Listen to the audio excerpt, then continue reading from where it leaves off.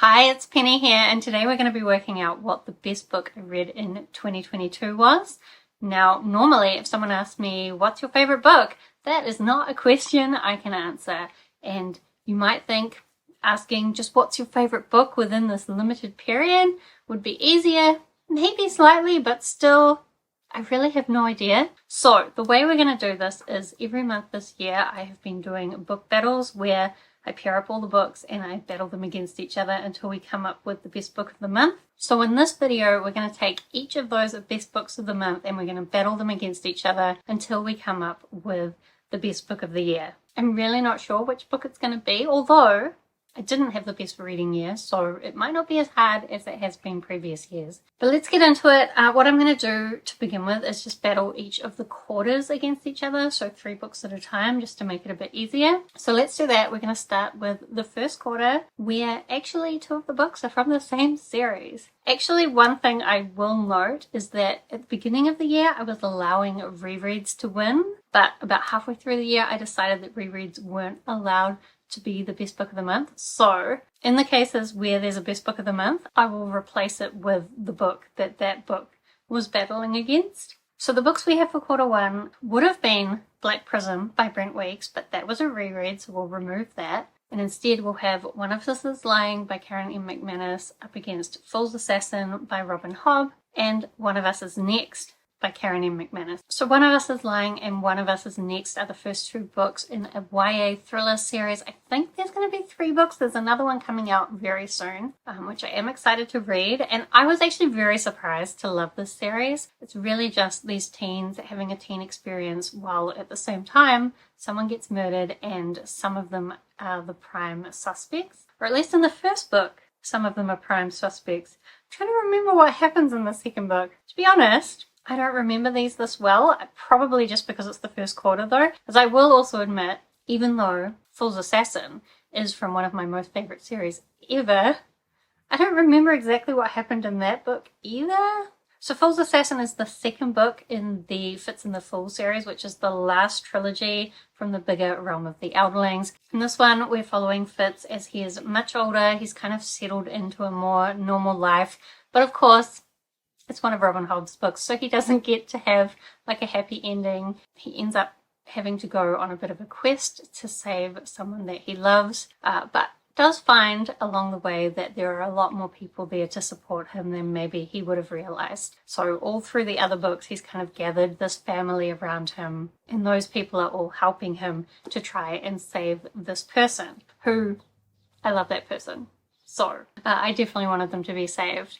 But I feel like in the second book, there was a lot of like not much happening a lot of the time because that person got in danger at the end of the first book in the series, and then through the second book, they were kind of just confused, like they didn't know what to do next to save this person, even though the information was right there, and so it was just very frustrating that they weren't making that leap to the next step. But you do get perspective characters from a character that I absolutely love in this series. It's spoilers to say who they are, but I did love them. So I guess I do remember the plot of this one better than I remember the other 2. And while I think the One of Us is Lying series is a lot of fun, and I do like the murder mysteries, I've forgotten more of the plot, and also like the characters haven't really stuck with me. It'll be interesting when I read the 3rd book soon to see whether I remember things or whether I just have lost my connection to that series. Anyway, I think what we're going to do is just remove that series and we're going to pick Fool's Assassin as the best book that I read. Okay, then let's get into Q2. We've got Assassin's Fate by Robin Hobb up against what would have been House of Earth and Blood by Sarah J. Maas. However, that was a reread, so we're going to replace that with Succulents and Spells by Andy C. Buchanan and also Wildfire by Alona Andrews. I'm still especially mad about how much I liked House of Earth and Blood, given that the second book, House of Sky and Breath, is on my worst books of 2022 list. But since it was a reread, at least we get to take it off this list. So Assassin's Fate is the final book in the Fitz and the Fool trilogy, and in fact the final book in the Realm of the Elderlings, although I'm still hopeful that Robin Hobb might write some more in that world. perhaps following this new favorite character that I have from the series. Succulents and Spells I actually have here. This is just a really short novella by a New Zealand author. It's kind of a cozy fantasy, which generally I wouldn't have thought I liked, but because it is set in New Zealand, it had kind of that feel, that New Zealand feel that I don't get to read very often. So I felt very home in this story. We've got one witch kind of trying to figure out what her special powers are, and then this other girl who is a scientist discovering that maybe she has a connection to the witchy world as well. It was a fun time. I enjoyed it. Although, unfortunately, I did try to continue the series and I was just really bored, which I think comes down to me not really liking cozy fantasy in general. But this one I liked. Then in June, I read Wildfire by Ilona Andrews. So this is the first book in the Hidden Legacy series, where we follow this family of private investigators in a world where people have different magical abilities that are inherited genetically. And some of these families are very powerful both magically and politically, and they end up getting pulled into all this politics with these families because they're helping to solve a murder. But these are paranormal romance series. I know the covers make them look like they're leaning more on the romance side, but they're actually much more like supernatural investigation stories, and the world is really interesting. I love Ilona Andrews' writing. I love the way she writes the family dynamics and even the romances, although there's every now and then like a few cringy scenes.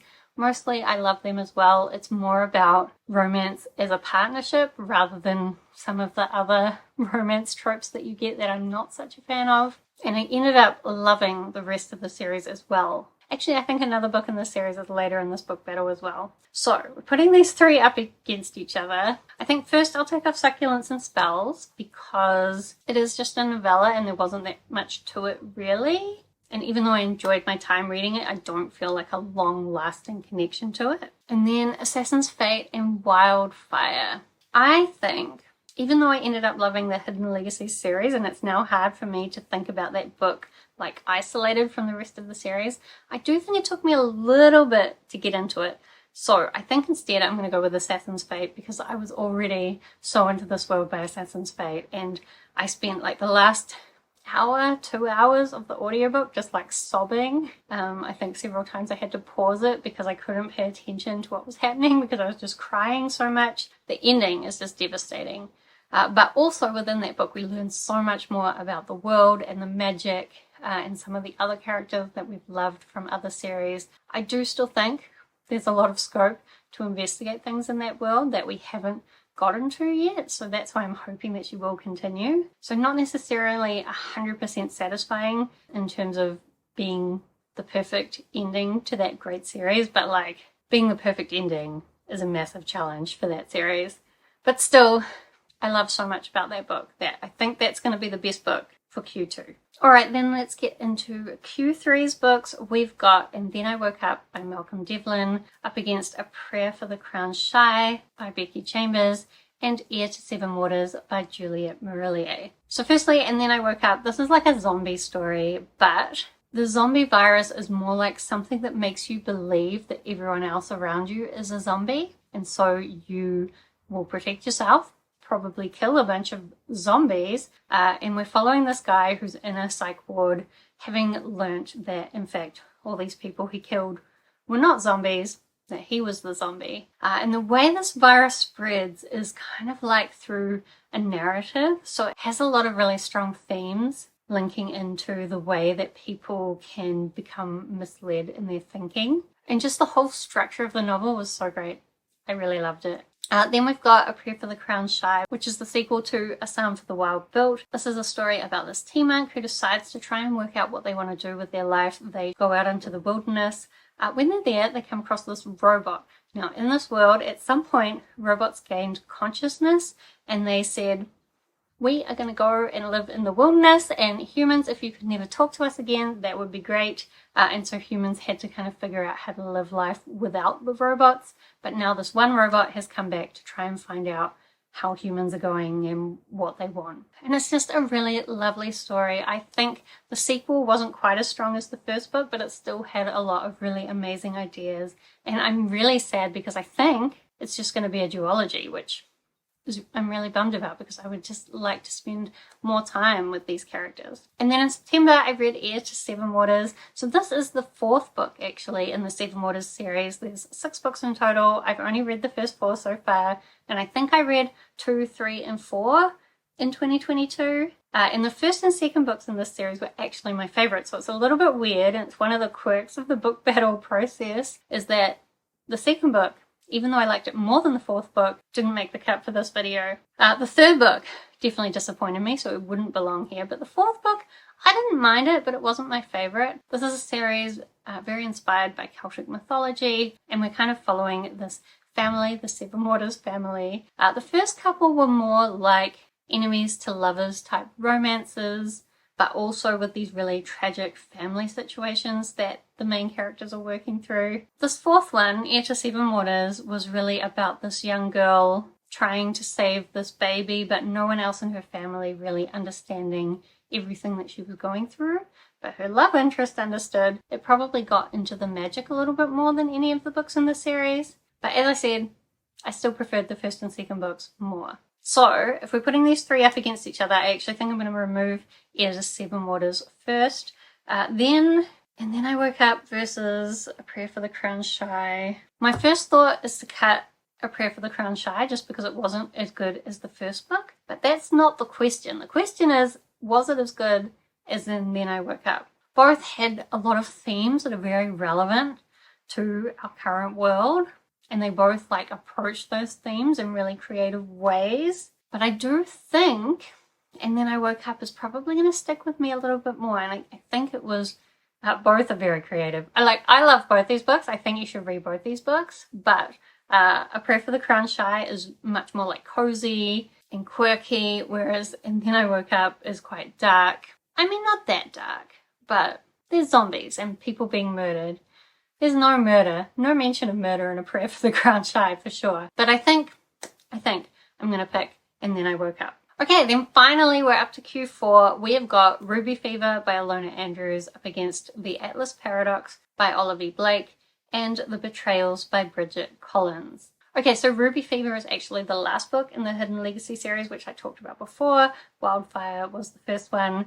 This series so far is 2 trilogies. The first trilogy following the older sister, and then the second trilogy following the middle sister, whose magical ability is to make people love her. The oldest sister has the ability to make people tell the truth.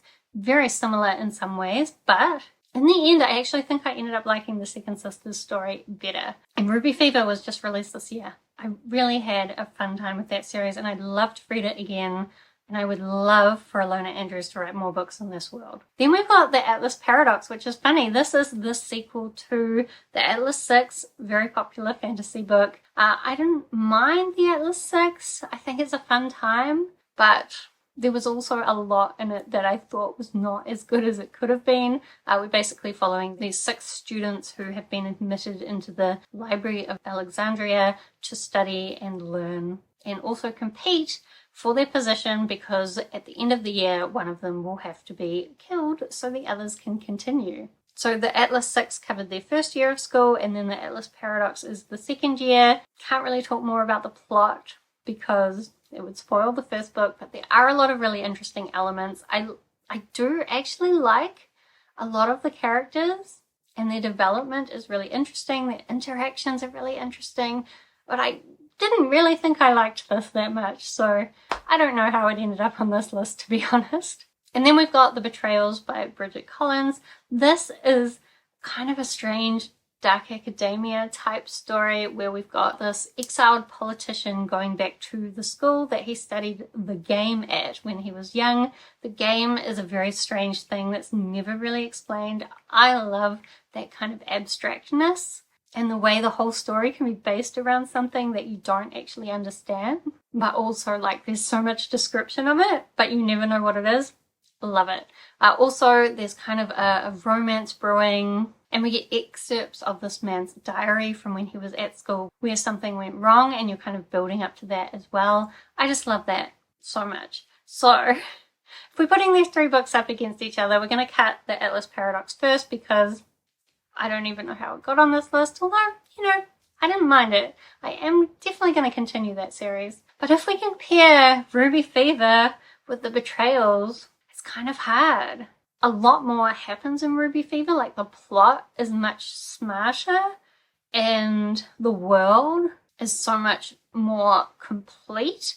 In The Betrayals, it's kind of this dystopian world, but we only ever get little hints of it and nothing is really clarified by the end of the book. But like Hidden Legacies had 6 books to build the world by the time we get to Ruby Fever, so it's not necessarily a fair comparison. Ruby Fever also has like a much more complete cast of characters. We've got this whole family and I love all of them, whereas The Betrayals is more about kind of 3 main characters, maybe a couple of others. And it's actually hard because I read The Betrayals the most recently, and so I know I was so engaged in that story and I still feel like that connection to it. Whereas Ruby Fever, it's been a few months. I know I loved it. But it's faded a little bit in my memory. But not because it was bad or forgettable, just because time has happened. And to be honest, October feels like a long time ago for me. So my gut feeling is to go with The Betrayals, but I feel like that might be being influenced by this recency bias. Maybe I should have a look at my spreadsheet. I've got the spreadsheet where I rate every book against seven different categories, and then I average it up to come up with like an overall number. So if I order this top to bottom, where do these books come up? Sorry, I'm looking under you because you're in the way. The Betrayals. I gave The Betrayals 4.2. Oh, Ruby Fever got 4.7. Now, is that because I really liked it better, or is it just that I started rating things more harshly in November and December because I got like much more unhappy because of my work, and like, I don't know. I know for a fact I started rating things more harshly towards the end of the year, and not just because they were less good, even though a lot of them were. Anyway, from the numbers, I should be picking Ruby Fever, and I did really like Ruby Fever. Oh no. I also feel like these ones are both full-on candidates to be best book of the year. So like, I feel like this could actually be a very important decision. You know what? One thing with The Betrayals is that I had a really great time, but I was reading it right after having read The Pallbearers Club, which was the worst book of the year. It would be funny to have read both the worst book and the best book of the year in the last month right next to each other. But I do think having read this right after having read the most boring book I've ever read did give this like a positive glow that maybe it didn't deserve. So I think maybe my emotional experience with The Betrayals was better, but I think objectively Ruby Fever might be a better book. There's no way to rate books objectively, so I don't know what I'm talking about. But I think we're going to pick Ruby Fever as the best book of Q4. So let me gather the books that I've just chosen, and we will do a battle for the first half of the year and the second half of the year. Okay, so H1, we have got 2 books from the Realm of the Elderlings. We've got Fool's Assassin by Robin Hobb up against Assassin's Fate by Robin Hobb. So this is the second and third books in the Fitz and the Fool trilogy, the last 2 books of the Realm of the Elderlings, a series that I just love so much. And the question is, did I like the second book or the third book more? And actually this is quite easy, because the second book, as I talked about before, I was so frustrated that the characters had all the clues and they were just doing stupid stuff instead, and they would keep being like, oh, maybe we should look at this thing, and then something else would happen and they would be like, oh, let's forget about that. Whereas in the third and final book, we actually got to go to this place that we've been wanting to go for a long time. We got so many endings that some of them were devastating, but it was so nice to get those endings. And there was a prophecy throughout the series as well that kind of came to a head in this book. And just, I cried for 2 hours in this final book. Like, that's got to be the one we choose as the best book I read in the first half of the year. Then for the second half of the year, we've got And Then I Woke Up by Malcolm Devlin up against Ruby Fever by Ilona Andrews. And these are really hard decisions. And Then I Woke Up, thematically, the stronger book. And like, probably much more creative in its whole concept. But Ruby Fever, in some ways, just a more typical paranormal investigation story. but also the world is really creative. The characters are so well developed. Like these books, their strengths are just completely different, and this is where it gets hard to make a decision. Okay, what if I make the decision this way, even though this will be something I regret? If I was to put And Then I Woke Up against the Realm of the Eldlings books, I feel like my decision would be obvious, whereas if I try to put Ruby Fever up against it, I'm going to have a bad time. So let's give myself that bad time, and we're going to pick Ruby Fever as the best book that I read in the second half of the year. So now we can have our battle for the best book of the year. These are not necessarily the books that I thought would be here. I really thought The Betrayals might make it, or And Then I Woke Up might make it, or also A Prayer for the Crown Shy was one of my favorites. Anyway, that's how it works out. So the final battle for the best book of the year is going to be between Assassin's Fate by Robin Hobb and Ruby Fever by Ilona Andrews. Both of these authors are my favorite authors, so I guess that shouldn't be a surprise. But also these book series are very different from each other. The Realm of the Eldlings tend to be these big thick books. I've actually got Assassin's Fate here, and as you can see, it's very chunky and they can be very slow paced. I would say this particular one had more action in it than some others, but there were still parts that it really took its time, and because at this point in the series you've already read 16 books, like, you don't mind that it's taking its time. But these are very big, slow books, whereas the Hidden Legacy books are fast-paced action books. Like, there's a lot of action, there's a lot of plot, the mystery investigation is very well written. But for both, the character development is really great. I do have to admit, the character that was introduced in this series is one of my favorite characters ever, so there's that.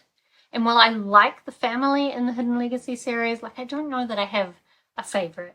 I just kind of like how they interact with each other. But I also liked how a lot of the characters interacted with each other in this one.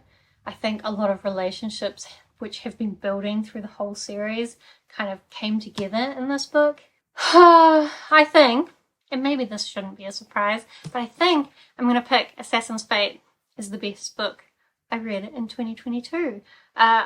I think I started reading The Realm of the Elderlings in 2021.